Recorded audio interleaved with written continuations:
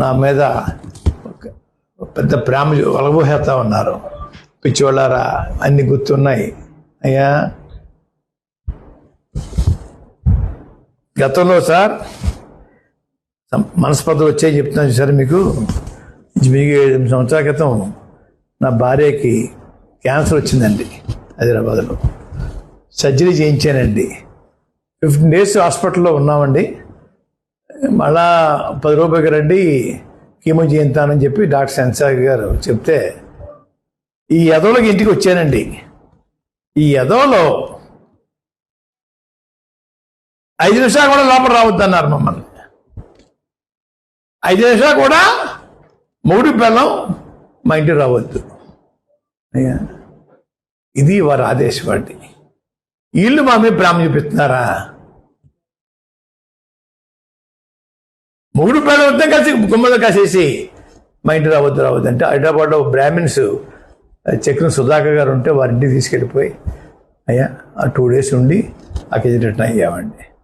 వీళ్ళు నాకు క్యాన్సర్ వచ్చింది, చిన్నకొరకు వైద్యం చేయించట్లేదు, వీళ్ళు పట్టించుకోవట్లేదు అని ఏదో నాటం చేస్తున్నారండి. భాష కూడా మారిపోయింది నాకు తట్టుకోలేక. నన్ను ఎందుకు ఎత్తుకోవాలా? నన్ను ఎందుకు రోడ్డు మీద రాగాలా?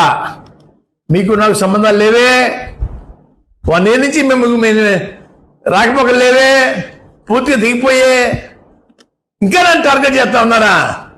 ఏ వాసించి టార్గెట్ చెప్తారని అడుగుతా ఉన్నాను. నువ్వు టార్గెట్ చేసి బెదిరిపోతానా? కిల్లపూడి మనసుగా మనవండి ముత్రరాయ వీర్రావు గారు అబ్బాయిని బెదిరిపించేస్తే బెదిరిపోవడానికి ఈ రక్తంలో తేడా లేదు అని గ్రహించుకోండి. నా మీద పెద్ద ప్రేమ వలబోసేస్తా ఉన్నారు. పిచ్చివాళ్ళారా, అన్ని గుర్తున్నాయి అయ్యా. గతంలో సార్ మనస్పర్ధలు వచ్చాయి చెప్తున్నాను సార్ మీకు 7 సంవత్సరాల క్రితం నా భార్యకి క్యాన్సర్ వచ్చిందండి హైదరాబాద్లో. సర్జరీ చేయించానండి. 15 days హాస్పిటల్లో ఉన్నామండి. మళ్ళా 10 రూపాయలకి రండి కీమో చేయించానని చెప్పి డాక్టర్ సెన్సార్ గారు చెప్తే ఈ ఎదవలకి ఇంటికి వచ్చానండి. ఈ ఎదవలో 5 నిమిషాలు కూడా లోపల రావద్దన్నారు మమ్మల్ని.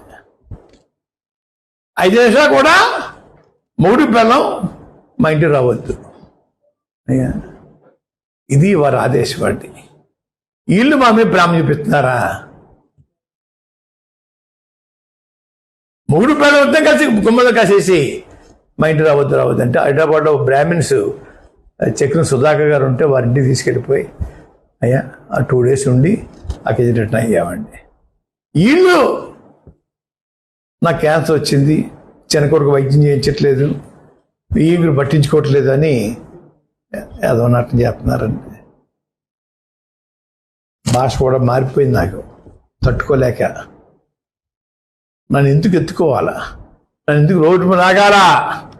మీకు నాకు సంబంధాలు లేవే, 1 year నుంచి మేము రాకపోకలు లేవే, పూర్తిగా దిగిపోయే, ఇంకా నన్ను టార్గెట్ చేస్తా ఉన్నారా? ఏ వాసించి టార్గెట్ చెప్తారని అడుగుతా ఉన్నాను. నువ్వు టార్గెట్ చేసి బెదిరిపోతానా? కిల్లపూడి మనసుగా మనవండి ముత్రరాయ వీర్రావు గారు అబ్బాయిని బెదిరిపించేస్తే బెదిరిపోవడానికి ఈ రక్తంలో తేడా లేదు అని గ్రహించుకోండి.